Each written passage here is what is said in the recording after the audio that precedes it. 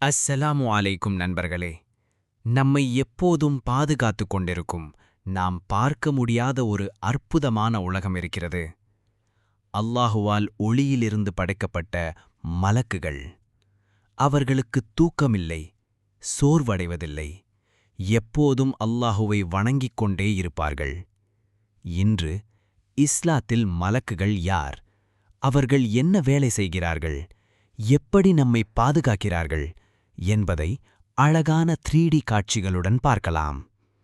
அல்லாஹ் மலக்குகளை நூர் எனப்படும் ஒளியிலிருந்து படைத்தான். அவர்களுக்கு பசி இல்லை, தூக்கமில்லை, சோர்வில்லை. அவர்கள் இரவும் பகலும் சுப்ஹானல்லாஹ் என்று கூறி அல்லாஹுவை புகழ்ந்து கொண்டே இருக்கிறார்கள். சில மலக்குகளுக்கு 2 இறக்கைகள், சிலருக்கு 3, சிலருக்கு நூற்றுக்கணக்கான இறக்கைகளும் உள்ளன. வானம் முழுவதும் அல்லாஹுவின் மகத்துவத்தை புகழும் அந்த ஒளிப்படைப்புகள் நிரம்பியிருக்கின்றன. நாம் தனியாக இருப்பதாக நினைத்தாலும் நாம் ஒருபோதும் தனியாக இல்லை. ஒவ்வொரு மனிதருடனும் 2 மலக்குகள் இருக்கிறார்கள். ஒருவர் ரகீப், அவர் நம்முடைய நல்ல செயல்களை எழுதுகிறார். மற்றொருவர் அதீத், அவர் நம்முடைய தவறுகளை பதிவு செய்கிறார். நாம் ஒரு நல்ல செயல் செய்தால், ஒரு புன்னகை கொடுத்தாலும், ஒருவருக்கு உதவினாலும் அது அனைத்தும் பதிவு செய்யப்படுகிறது. ஆனால் அல்லாஹ் மிகவும் கருணையாளர். நாம் உண்மையாக மன்னிப்பு கேட்டால் அவன் நம்மை மன்னிக்கிறான். ஒரு நாள் ஹிரா குகையில் முஹம்மத் நபி அவர்கள் தனியாக இருந்தார்கள். அப்போது வானத்திலிருந்து மிகப்பெரிய மலக்கு ஜிப்ரீல் அலைஹிஸ்ஸலாம் வந்தார்கள். அவர்களே அல்லாஹுவின் செய்திகளை நபிமார்களிடம் கொண்டு வந்த மலக்கு. அந்த இரவில்தான் குர்ஆனின் முதல் வசனங்கள் நபி ஸல்லல்லாஹு அலைஹி வஸல்லம் அவர்களுக்கு அருளப்பட்டன. அந்த தருணம் மனித வரலாற்றையே மாற்றிய தருணம். மலக்குகள் நபிமார்களுக்கு பல வழிகளில் உதவியிருக்கிறார்கள். ஆதம் அலைஹிஸ்ஸலாம் அவர்களுக்கு பயிர் வளர்ப்பதை கற்றுக் கொடுத்தார்கள்.